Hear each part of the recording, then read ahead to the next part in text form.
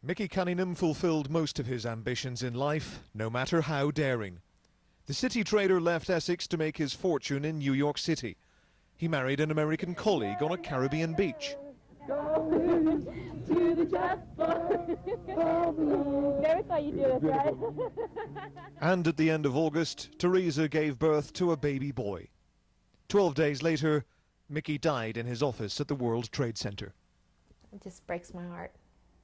It really breaks my heart that he couldn't be a dad like he wanted. This is all he wanted.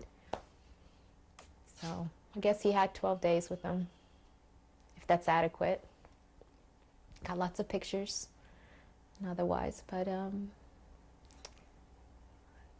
should have been given more. He deserved it.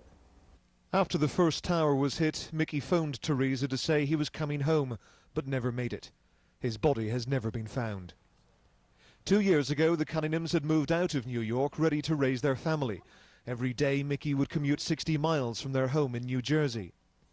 Teresa's anger at her loss is not directed at the terrorists who killed thousands, but at the complacency of her country, which allowed such an outrage to happen.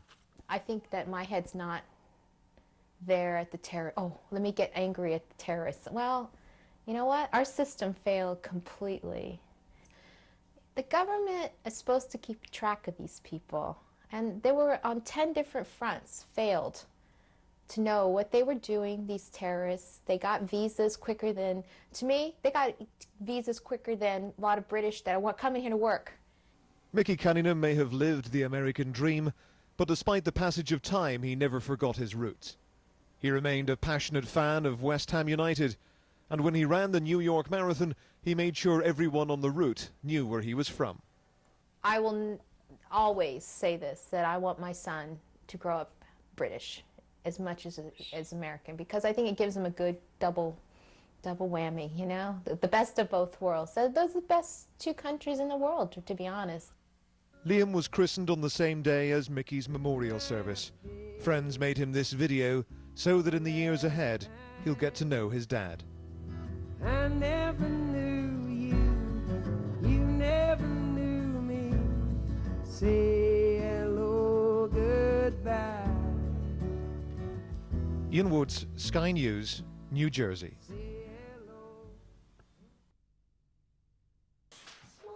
Teresa Cunningham should have been at home in New Jersey, getting ready for a double celebration. Baby Liam's first Christmas and her husband Mickey's 40th birthday on Christmas Eve. But another date now dominates their lives, September the 11th, the day Mickey and 3,000 others died in the World Trade Center. Christmas at home has been cancelled. Teresa has come to be with Mickey's family in England. The family's going to be great. They're going to help us through this. I think it'd been too hard for me at home, by, you know, ourselves. And Liam deserves the first Christmas, even though he isn't going to have it with Daddy, you know? You'll have the next best thing with the uncles and aunts. Mickey was killed just 12 days after Liam was born. What should be a joyous family reunion has been totally overshadowed. It was the final piece of the jigsaw, having a son, and you know, she's now coming up to Christmas, and she's got the son that Michael always wanted, but Michael's no longer there. It's wonderful. It's lovely to have them in the house.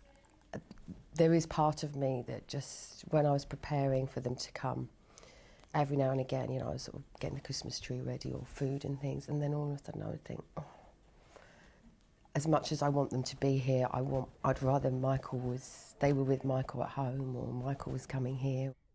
When he smiles, he makes me forget. And then when he smiles, I kind of wish it was Mickey that saw it, you know. But yeah, he's wonderful, baby. The good thing is he looks a lot like him. That's the good thing. And everyone keeps looking at his eyes, saying, oh, those are Mickey's eyes. Mickey was famous for his sense of humour and his generosity, and time has not begun to heal the loss, even if the world does begin to forget. I think it's important for the memory of Michael and the rest of the victims that they are not forgotten. It was a terrible tragedy.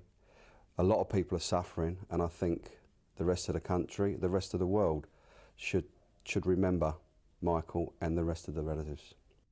It's just so painful that people are moving on and we're stuck. We're in this hole. We have big holes in our hearts, and we have this big hole we're stuck in, and we can't go out because, you know, he was just such a special person. Ian Woods, Sky News. He's a 6'2", 230-pound man. They only found this. And do you bury it? Do you not bury it? You have to make these decisions. You can have it there. They keep it in a refrigerated truck on a parking lot. That's unacceptable to me.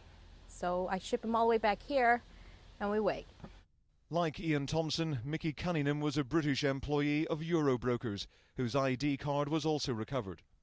My funeral director and I cremated him, and he sits in my house. And he's home. And I'm in no big rush until this is all over, until they officially tell me it's over. I had the luxury of not doing anything. Or maybe it's the most painful thing, but that's my decision, and we're going to wait, make sure that he's complete, if we can get that. And if not, then it'll be the saddest day when they tell me it's over. So Teresa waits for the day when she can finally hold a funeral. But hundreds of families will never be able to have even that small satisfaction. So many victims erased without trace. Ian Woods, Sky News, New Jersey.